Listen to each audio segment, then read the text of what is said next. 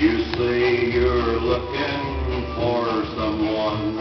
who'll promise never to part,